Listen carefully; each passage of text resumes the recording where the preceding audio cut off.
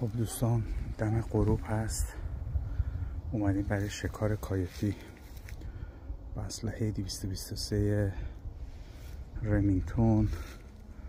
چون چه هفته پیش اینجا کایوتی ها یه سگ تزیینی کوچیک که اونجا صاحب مزرعه سرایدار مزرعه زندگی میکنه رو گرفتم و خوردنش و ایشون از ما دعوت کرد که بیایم امروز به حساب اینا برسیم. هم صداشون از اون سمت داره میاد و حالا ما منتظر خودم هوا سرده، ببینیم چی میشه.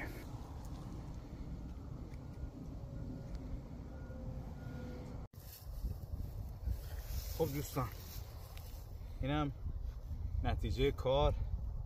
این از اون سمت اومد، 2 تا بودن، یکی روز لب جنگل زدم که اونم صدای برخورد تیر باهاش اومد، ولی چون لب جنگل بود فکر کنم رفت تو جنگل. این اومد اینجا و من از اون تقریبا فاصله 120 متری زیر اون درخته کاج زدمش. البته اصلا واقعا هیچی دیده نمیشد، مجبور شدم که زوم دوربین خورده بیارم عقب و بعد که پیداش کردم دوباره زوم دوربین رو دادم جلو.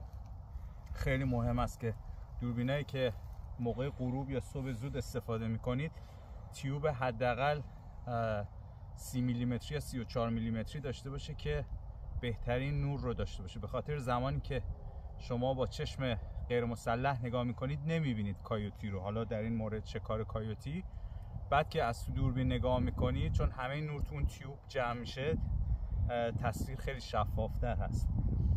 به هر حال من فقط صدای ضرب تیر به بدنش شنیدم چون یه صدای خاصی داره و بعد الان اومدم که فکر کردم رفته تو جنگل، اومدم بگردم دیدم همینجا افتاده، اصلا جایی که تیر خورده تکون نخورده. اینم خلاصه نتیجه شکار امشب ما از کایوتی.